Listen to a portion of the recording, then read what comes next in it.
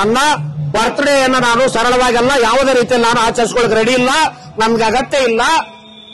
ನನ್ನ ಬರ್ತ್ಡೇ ನಾಳೆ ಸಂಘರ್ಷವಾಗಿ ರೂಪುಗೊಳ್ಳಿ ಅಂತ ಹೇಳ್ತಾ ಸರ್ಕಾರಕ್ಕೆ ಒಂದು ಸಂದೇಶವನ್ನು ಕಳಿಸೋಣ. ಓಕೆ, ಜೆಂಡಾನ ಹೆಂಗೇಸ್ರಿ ಜಸ್ಟಿಸ್ ವರದಿ ಸುಡುತ್ತೀರ್ರಿ,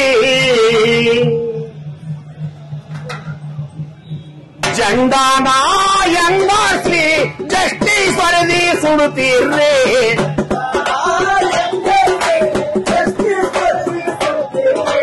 ಜೆಂಡಾನ ಹೆಂಗೇಸ್ರಿ ಜಸ್ಟಿಸ್ ವರದಿ ಸುಡುತ್ತೀರ್ರಿ,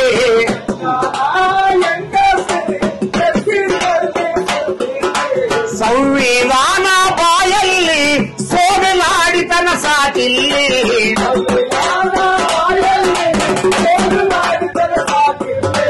ಸಂವಿಧಾನ ಬಾಯಲ್ಲಿ ಸೋಗಲಾಡಿತನ ಸಾಕಿಲ್ಲಿ,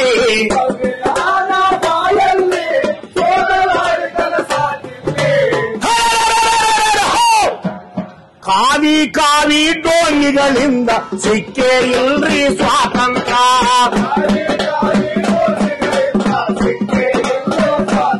ಆಹಾ ಕಳ್ಳ ಸುಳ್ಳ ಮಳ್ಳರಿಂದ ಸಿಗಬೇಕೈತೋ ಸ್ವಾತಂತ್ರ್ಯ,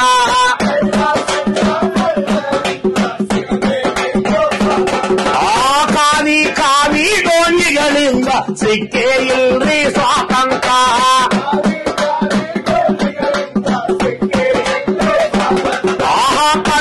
ಸುಳ್ಳ ಮಳ್ಳರಿಂದ ಸಿಗಬೇಕೈತೋ ಸ್ವಾತಂತ್ರ್ಯ,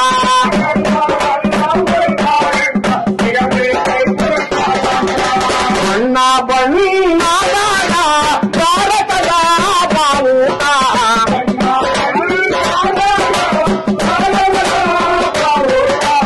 ಅಧಿಕಾರ ಹಸ್ತಾಂತರದ ಮಧ್ಯರಾತ್ರಿ ಸ್ವಾತಂತ್ರ್ಯ,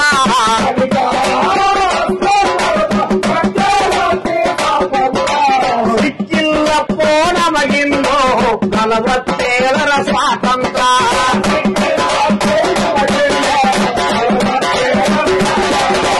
ಸಿಕ್ಕಿಲ್ಲಪ್ಪೋ ನಮಗಿನ್ನೋ ನಿಜವಾದ ಸ್ವಾತಂತ್ರ್ಯ,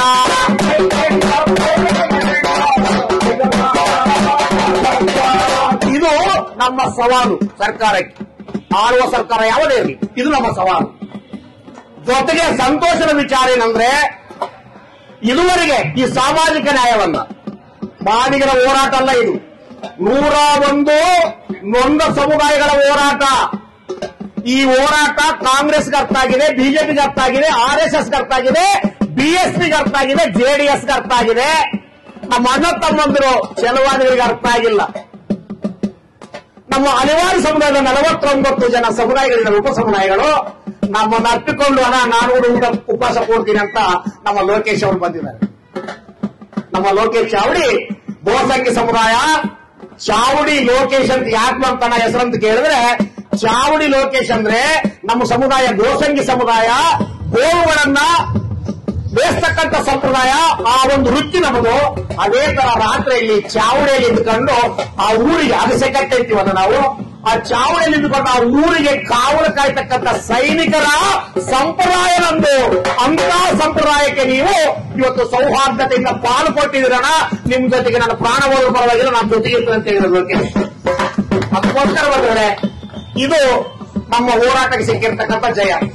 ಇನ್ನೊಂದು ಸಿಹಿ ಸುದ್ದಿ ಏನು, ಒಣಬೀಸಕ್ಕೆ ಇನ್ನೊಂದು 2-3 ದಿನ ಹೋಗ್ಲಿ, ಇದು ನಮಗೆ ಸಂಕಟ. ಅದರ ಸಂತೋಷದ ವಿಚಾರ ಏನಂದ್ರೆ, ಈ ನಾಡಿನ ಸಾಕ್ಷಿ ಪ್ರಜ್ಞೆ, ಧರೆಗೆ ದೊಡ್ಡವರು ಅನ್ನೋ ಹೆಸರು ಪಡೆದುಕೊಂಡಿರ್ತಕ್ಕಂಥ ದಲಿತ ಚಳವಳಿಯ ಸಂಸ್ಥಾಪಕರಲ್ಲೊಬ್ಬರಾಗಿರ್ತಕ್ಕಂಥ ದೇವನೂರು ಮಹಾದೇವರವರ ಜೊತೆಗೆ ನಮ್ಮ ತಂಡ 4 ದಿನಗಳ ಹಿಂದೆ ಭೇಟಿಯಾಗಿ ಇಡೀ ಒಳಮೀಸಲಾತಿಯ ಹೋರಾಟದ ಎಲ್ಲಾ ಆಯಾಮಗಳನ್ನ ಪರಿಚಯಿಸಿ ಬಂದಿದ್ದೀವಿ. ಆ ಫೋಟೋಗಳು ಇವತ್ತು ನಾಳೆ ನಮ್ಮ ಸ್ನೇಹಿತರು ಬಿಡ್ತಾರೆ.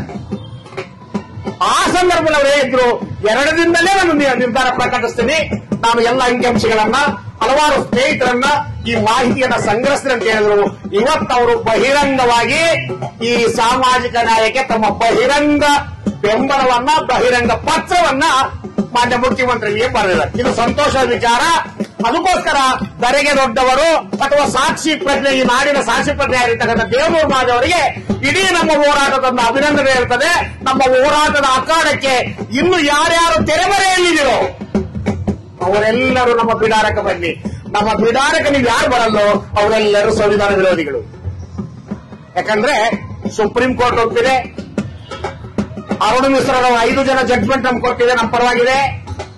ಮತ್ತೆ ಡಿ.ವೈ. ಚಂದ್ರಚೂಡ್ ಅವರ 7 ಜನರ ಸಂವಿಧಾನ ಪೀಠ ನಮಗೆ ಕೊಟ್ಟಿದೆ. 12 ಜನ ಸಂವಿಧಾನದ ನ್ಯಾಯಾಧೀಶರ ಪೀಠ ನಮ್ಮ ಸಾಮಾಜಿಕ ನ್ಯಾಯದ ಹೋರಾಟದ ಪರವಾಗಿದೆ.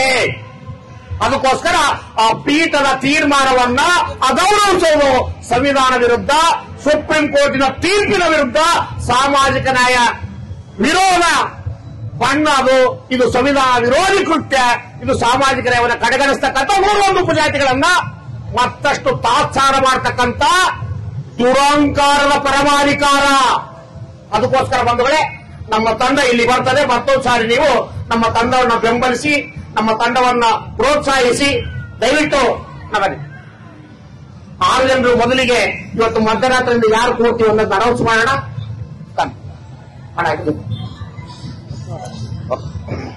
ಓಕೆ,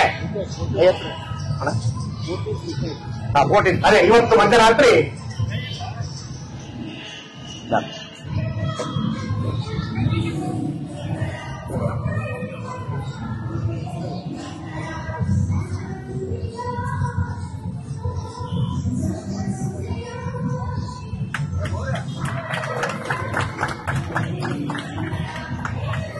जय जय जय जय भीम, जय भीम, जय भीम, जय जय जय जय जय भीम, ಜೈ ಭೀಮ್, ಜೈ ಭೀಮ್.